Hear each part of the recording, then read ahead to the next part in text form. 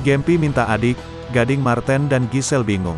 Aktor Gading Marten dan mantan istrinya Gisela Anastasia sempat dibuat bingung oleh putri mereka, Gempita Nora Marten, saat berlibur bersama. Gading Marten mengatakan bahwa putrinya itu sempat minta adik.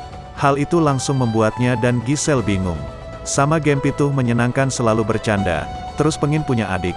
Nah papa mamahnya yang bingung, ujar Gading Marten, Jumat, tanggal 17 Februari tahun 2023.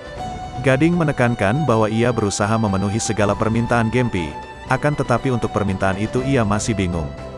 Tapi apapun yang saya lakukan adalah untuk Gempi sebisa mungkin Gempi gak kehilangan sosok ayah dan ibunya, itu aja, jelasnya. Untuk saat ini Gading menegaskan hubungannya dengan Giselle adalah selayaknya kakak dan adik, sehingga masih bisa terus kompak. Cuma memang sama Giselle tuh udah jadi kayak kakak adik kami harus support apa yang Gempi mau, ujar Gading. Ia ingin berkaca dengan orang tuanya meskipun berpisah masih bisa mendidik anak dengan sebaik mungkin. Gue juga dulu dari keluarga yang pisah tapi kalau kita bisa berusaha jadi bapak ibu yang baik akan muncul anak yang baik, terang Gading.